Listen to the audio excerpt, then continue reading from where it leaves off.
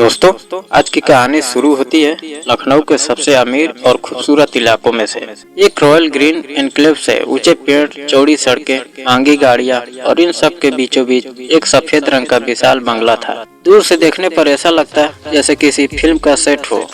लोग अक्सर कहते हैं जिस घर में इतनी रोशनी हो वहाँ जिंदगी भी कितनी खूबसूरत होगी। लेकिन दोस्तों, सच्चाई ये है कि उस बंगले की चमकदार दीवारों के भीतर एक ऐसा तूफान उठ चुका था जो एक इंसान की पूरी दुनिया को बर्बाद करने वाला था। उस इंसान का नाम था विवान शेखावत। उम्र 34 साल, लखनऊ का नामी बिजनेसमैन, भी सोप्स इनोवेशन का मालिक था। सीधा साधा इंसान, औरों के मामलों में कम दखल, लेकिन दिल का इतना साफ कि लोग कहते अगर किसी पर आंख बंद करके भरोसा किया जा सकता है तो वो है विवान के पिता ध्रुव शेखावत एक सेल्फ मेड बिजनेसमैन थे। संभल की धूल भरी गलियों से लेकर लखनऊ की कांच जैसी इमारतों तक उन्होंने अपना रास्ता खुद बनाया था। माँ कविता शेखावत पूजा पाठ करने वाली शांत महिला थी जो अपने बेटे को हमेशा एक बात सिखाती थी, बेटा, पैसा फिर से कमाया जा सकता है, लेकिन भरोसा एक बार टूट जाए तो उसकी आवाज जिंदगी भर गूंजती रहती है। विवान ने ये बात दिल में बसा ली, पर उसे क्या पता था कि वही भरोसा एक दिन उसका सबसे बड़ा जख्म बन जाएगा। कुछ साल पहले दिल्ली में एक बिजनेस कॉन्फ्रेंस में भीड़ के बीच एक लड़की स्टेज पर पहुंची। नाम था कियारा चौधरी। अंग्रेजी में धारा प्रवाह बोलती, कॉन्फिडेंस ऐसा कि पूरा हाल उसे देखकर ठहर जाए। सुंदरता, स्टाइल, एटीट्यूड, सब कुछ परफेक्ट था। कियारा दिल्ली की हाई सोसाइटी से आर्टिस्ट, क्लब्स, ब्रांडेड कपड़े, लाखों सोशल मीडिया फॉलोअर्स, उसकी लाइफ इंस्टाग्राम पर चमकती रहती थी। विवान ने उसे पहली बार देखा और बस एक पल में ठहर गया। उसे लगा काश कोई ऐसा हो जो मेरी जिंदगी में थोड़ी चमक भर दे। कुछ ही दिनों में coffee meeting, lunch, dinner, video calls, अनजाने में ही दोस्ती यार बन गई। कियारा के परिवार ने जब सुना कि रिश्ता शेखावत में मिला जा रहा है, जहाँ अरबों की प्रॉपर्टी और मल्टी सिटी बिजनेस है, तो उन्हें कोई आपत्ति नहीं हुई। शादी भारत की सबसे रॉयल वेडिंग्स में से एक बनी। लोकल चैनल से लेकर सोशल मीडिया तक सब यही कह रहे थे, राजकुमार और राजकुमारी की जोड़ी परफेक्ट है। दोस्तों, जिंदगी की सबसे बड़ी दिक्कत यही है, सबसे बड़े धोखे सबसे खूबसूरत पैकेट में पैक होकर आते हैं। शादी के शुरुआती महीने सपनों जैसे थे, फॉरेन ट्रिप्स, महंगे फोटोशूट, इंस्टाग्राम स्टोरी, लेकिन जैसे ही कैमरा बंद हुआ रियल लाइफ शुरू होती। कियारा सुबह देर से उठती, शाम को पार्टी, रात को ड्रिंक्स और दोस्तों का शोर, और दूसरी तरफ विवान सुबह जल्दी उठना, ऑफिस मीटिंग्स, क्लाइंट कॉल, सब देखता। वो चाहता था कि शादी सिर्फ एक शो ऑफ न बने बल्कि दो लोगों को जीवन बने। एक रात कियारा देर से पार्टी करके लौटी, शराब की गंध, बिखरे बाल, चिड़चिड़ा चेहरा। विवान ने प्यार से कहा, कियारा, तुम जो चाहो करो, पर थोड़ा संभल कर, हमारी इमेज सिर्फ मेरी नहीं तुम्हारी भी है।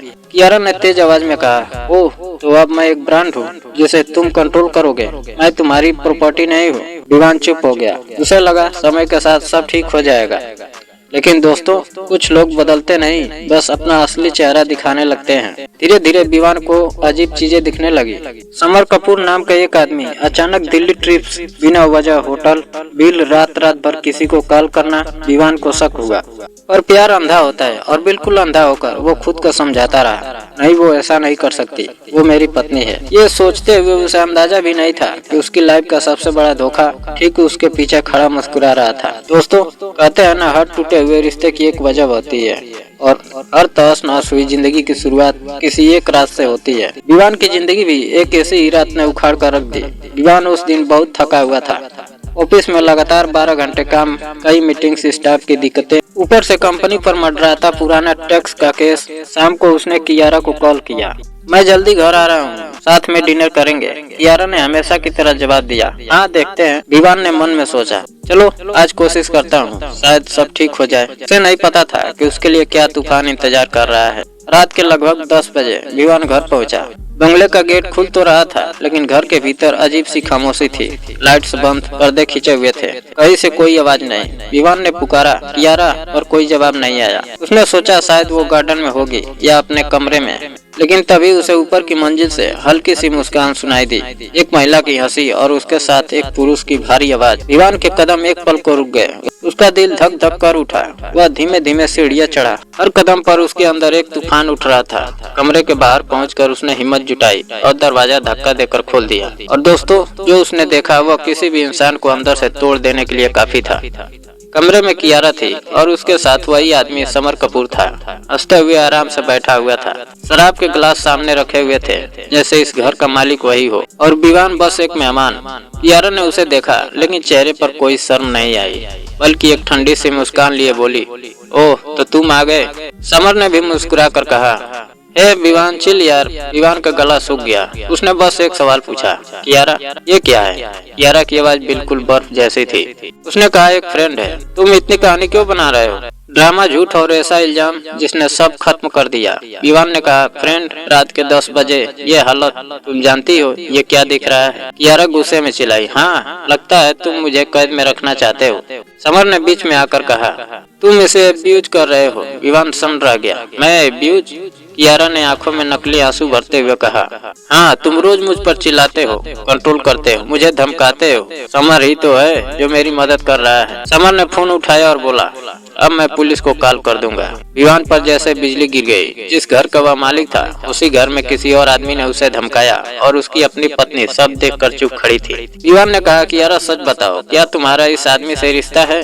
कियारा चिल्लाई, हाँ है। और अब क्या करोगे तुम? वो पल विवान की आत्मा चूर चूर कर गया।